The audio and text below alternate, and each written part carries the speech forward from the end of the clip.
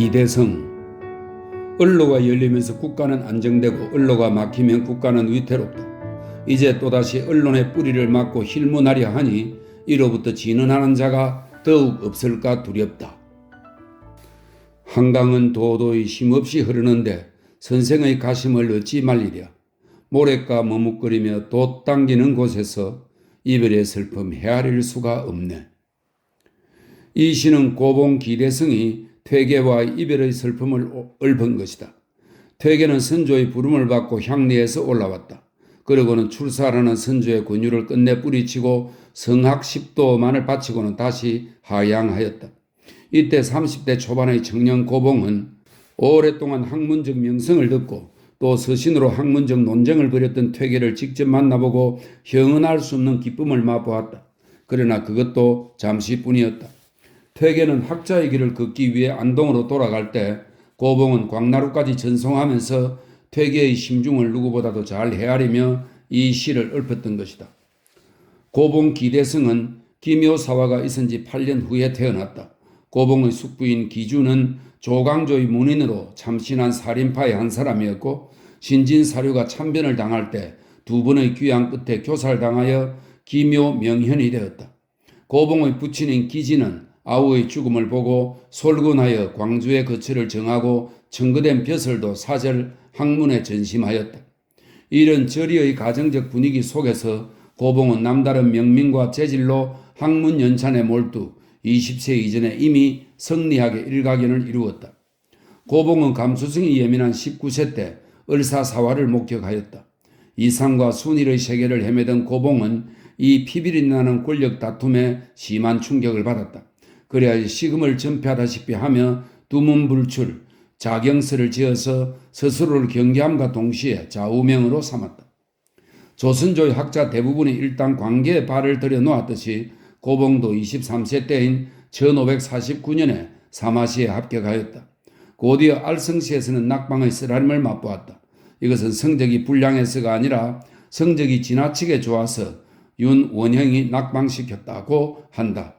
살인파의 반대 세력이었던 윤원형이 기묘 명현의 후예를 등용치 않으려는 음모에서인지도 모른다. 어쨌든 고봉은 1558년 식년 문과에 을과로 급제하여 사관이 된 이후 주서, 사정 등을 거쳐 1567년에는 원접사의 종사관이 되었다. 선조가 즉위하자 지비, 전한을 거쳐 1570년에는 대사성이 되었고 1572년에는 대사관을 잠시 지내다가 병으로 귀양 도중 고부에서 객사했다.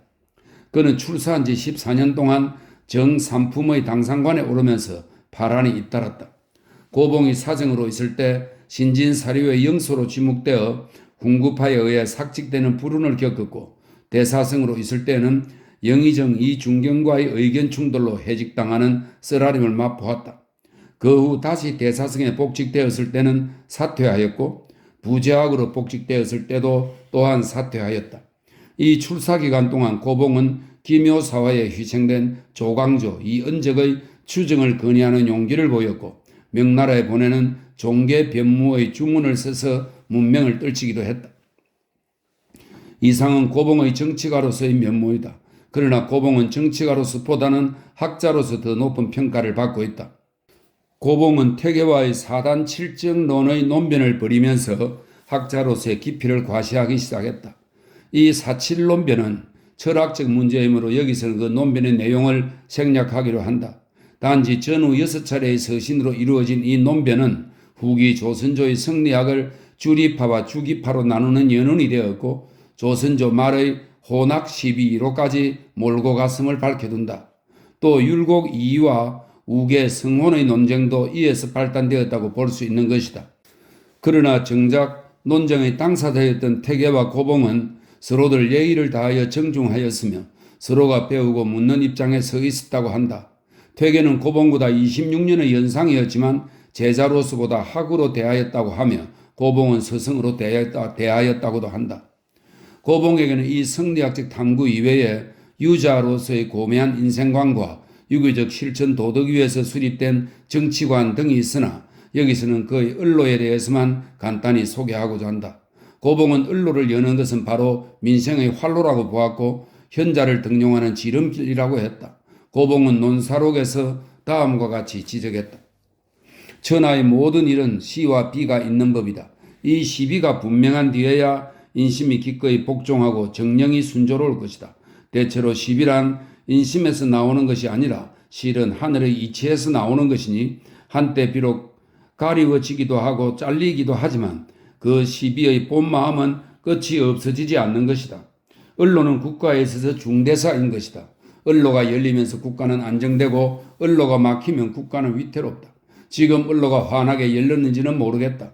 앞서 천변으로 인하여 구원한 지 5달이 지난 뒤에야 비로소 상소하는 자가 있었는데 이제 또다시 언론의 뿌리를 막고 힐문하려 하니 이로부터 진언하는 자가 더욱 없을까 두렵도다. 고봉의 이런 언로에 대한 주장은 인간의 마음속에 있는 시비의 꼬투리를 들어서 현실 정치에 반영해야 한다는 것이다. 이 언로가 막히면 중지를 모을 수 없고 현자를 등용할 수 없고 그것이 궁극적으로 국가에 커다란 손해를 끼친다는 것이다. 이토록 뜻이 높았던 고봉은 끝내 자기 이상을 피하지 못했고 또 그만한 관직에 있지도 않았다. 그는 유교적 가치관에 충실하면서 일부 폐단으로 지적된 소규들처럼 독선과 아집을 멀리한 고결한 선비였다. 그의 생애는 강직과 청빈으로 일관하였고 관계에 있으면서도 늘 정권욕의 혈안이 된 권관들을 보고 향리로 돌아가 학자로서의 생을 마치기를 열망하였다. 고봉은 46세의 장년으로 병을 얻어 향리로 돌아가다가 죽음에 임하여 다음과 같은 말을 남겼다. 명이 길고 짧은 것, 죽고 사는 것은 하늘의 뜻이다. 어려서부터 문한에 힘썼고 드디어 성현의 학문의 뜻을 모았다.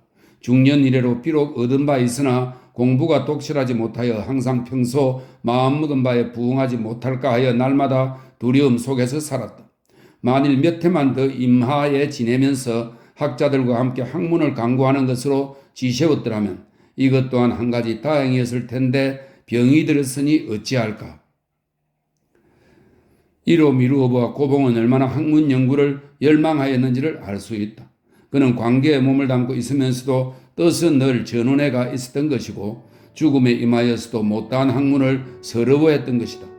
저서로는 고봉집, 논사록 등이 있다.